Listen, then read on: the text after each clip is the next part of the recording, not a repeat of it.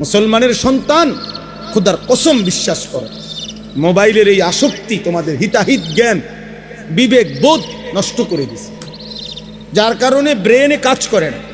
কি বলতেছে এই কথা ধাক্কা দিল, ঢুকতে চায়। মোবাইলের আসক্ত মারাত্মক। বর্তমান পৃথিবীতে কোন যুবক অন্য সব আসক্তি ছাড়তে পারে, মোবাইলের আসক্তি ছাড়তে পারে, বড় মারাত্মক।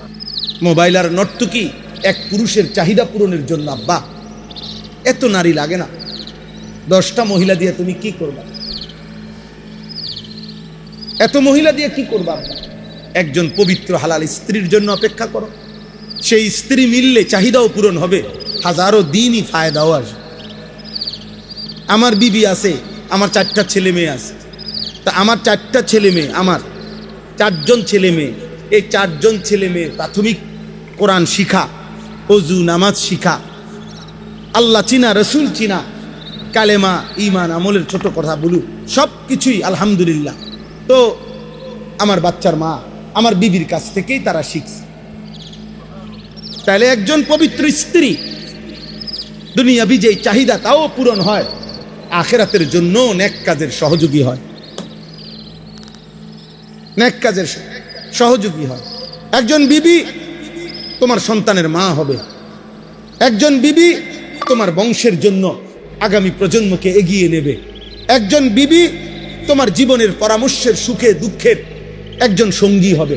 কিন্তু বেশ্যা, পতিতা, মোবাইলের নর্তকী, সিনেমার নর্তকী, সে তোমার কি কল্যাণ করবে? বলো না ভাই, মোবাইলের নর্তকী তোমার কি কল্যাণ? আমরা ওই দিনও কিতাবে পড়ছি, একজন সিনেমার নায়িকা, নাটকের নায়িকা, সে তো অভিনয়ের সময় প্রেমের এমন সুন্দর কথা পুরুষকে বলে। পুরুষ নাটকের কারণে না, অভিনয়ের কারণে না মহিলাকে প্রেমের এমন সুখের কথা বলে, এটা তো অভিনয়ের কারণে বলে, টাকার কারণে বলে। কিন্তু যেই মহিলা সকাল থেকে নিয়ে রাত 10টা পর্যন্ত একটা পুরা সংসার পরিচালনা কাজ করছে, এতগুলো মেহমানের রান্না করছে, পুরুষের রান্না করছে, বাচ্চাগুলোর কাপড় চোপড় ধুইছে, ঘরটাকে সাফ করছে, তারপরে স্বামীর খেদমতের জন্য যা যা লাগে সব করছে, শ্বশুর শাশুড়ির জন্য কিছু পরিমাণ খেদমত করছে, এত পরিশ্রম এত মেহনত কইরা সে যে তোমার সাথে সংসার করতেছে, এই স্ত্রীর সাথে তুমি নর্তকীরে মিলাও কেমনে? বুঝেন নাই মৌলানা সাহেব? অত হইলো মোবাইলের নর্তকী, অত নায়িকা, অত অভিনয় করে আব্বা, অত সকালবেলা 4টা বাচ্চার কাপড় চোপড় ধোয় নাই, ধুইছে। ও তো তার স্বামী ঠিক বরাবর 1টা বাজে খানা খাবে, ওর জন্য খানা রেডি করে নাই, খানা সব রেডি করে লাইছে। এর সময় কইছে, শুনছো একটু আলুর ভর্তা করো, আচ্ছা। কদ্দুর মসুর ডাল রান্ধো, আচ্ছা।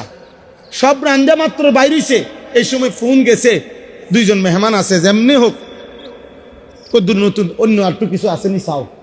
মানে এটা আমি আমার ঘরের কথা কই, সবার ঘরে এমন। এই না জিন্দিগি ভাই, এই না জিন্দিগি। কাপড় চোপড় গোসল করার জন্য কাপড় ওইখানে রাইখাও অনেকক্ষণ ধরে কাজ করতেছে।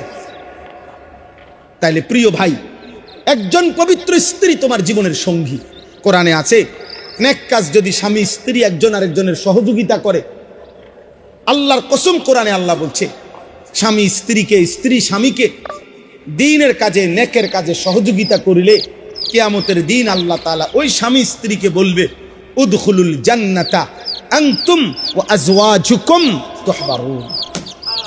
আল্লাহ বলবে, সুবহানাল্লাহ, তোমরা তোমাদের নেক কাজের সঙ্গী স্ত্রীকে সাথে করে, আনতুম ওয়া আজওয়াজুকুম, তোমরা এবং তোমাদের স্ত্রীগণ, উদখুলুল জান্নাহ তুহবারুন, খুশি খুশি তোমরা জান্নাতে ঢোকো। তাইলে দুনিয়ার চাহিদাও পূরণ হইল, হালাল চাহিদাও পূরণ হইল, যৌবনের চাহিদাও পূরণ হইল, দুনিয়া আখিরাতের অসংখ্য কল্যাণ বয়ে আনবে। তো এটা হারাম নারীর থেকে পাওয়া যাবে আব্বা? আল্লাহ আমাদেরকে হেফাজত করে। আল্লাহ আমাদেরকে হেফাজত। কোনো এক ছেলে যদি বুঝো ভাই, আমরা বলা সার্থক। সাতের আমি সব সময় বলি রে আব্বা, সমবয়সীর লোকে বুঝা ফাটতা না, ওইতে তোমারে হাসি দিয়া তাল দিয়া ওই তোমারে উড়াই দিবে। তোমার হয়তো অনেকের এইম হয়, মানে আশা হয়, বা অনেকের কিছুটা বুঝ আসে, অনেকের মধ্যে একটু আগ্রহ তৈরি হয়, কিন্তু বন্ধু নামের শয়তান তারে আবার কি করে দেয়। হাদিস আছে, আমার কাছে কিতাব আছে। এক লোক নবী সাল্লাল্লাহু আলাইহি সাল্লাম এর সময়ে আপনার নামাজের ওয়াক্ত চলে যাচ্ছে, ঘুড়ির পিছনে দৌড়াইতেছে, বুঝছেন নি, গুড্ডির পিছনে দৌড়াইতেছে। তো আল্লাহ নবী সাল্লাল্লাহু আলাইহি সাল্লাম উল্লেখ করে বলছেন, দেখো এক শয়তান আরেক শয়তানের পিছনে দৌড়াইতেছে।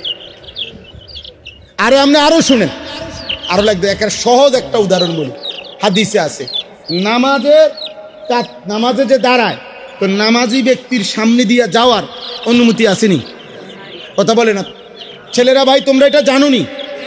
নামাজি ব্যক্তির সামনে দিয়ে যাওয়ার কি নাই, এটা সবাই জানে।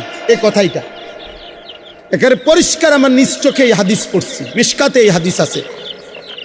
আল্লাহ নবী সাল্লাল্লাহু আলাইহি সাল্লাম বলছেন, তোমাদের নামাজের মানে কমপক্ষে নামাজের সেজদা আমি যেটুকু দেব, আমার এই সেজদা বরাবর এটুকু জায়গার এই সামনে দিয়া কেউ যেন অতিক্রম না করে। নবীজি বলছেন, তুমি তাকে হাত দিয়ে প্রতিহত করো। তো এই শব্দটা বলতে গিয়ে প্রয়োজনে তুমি তার সাথে যুদ্ধ করো, যুদ্ধ অর্থাৎ শক্তভাবে হাত কি করো, এমনভাবে ধরে রাখবা যে প্রয়োজনে যেন যুদ্ধ করতেছো, যে সে যেন কি না হইতে পারে, এখান দিয়ে পার হইতে কোনোভাবে না পারে। বিষয়টা এইভাবে বলার পর আল্লাহ নবী সাল্লাল্লাহু আলাইহি সাল্লাম বললেন, কেননা এই যে অতিক্রম করে ফেললে, যে লোকটা অতিক্রম করে, ফা ইন্নামা হুয়া শাইতানুন, এই শব্দটা হল রাসূলুল্লাহ সাল্লাল্লাহু আলাইহি সাল্লাম বললেন, কেননা এ হচ্ছে শয়তান। তাহলে যে নামাজি ব্যক্তির সামনে দিয়ে পার হয়ে যাইতেছে তারে নবী যদি বলে শয়তান, তো যে আরেকটা যুবককে উলঙ্গ ছবি দেখায়, নর্তকী দেখায়, জিনার ব্যভিচারের আড্ডায় নিয়ে যায়, হারাম খেলাধুলায় নিয়ে যায়, এটা কত নম্বর শয়তান? এটা শায়াতিন আল জিন, শায়াতিন আল ইনস ওয়াল জিন, এটা মানুষ শয়তান, ওইটা জিন শয়তান। ইবলিস হলো জিন শয়তান, আর এটা হলো কি শয়তান? আল্লাহ আমাদেরকে হেফাজত করেন।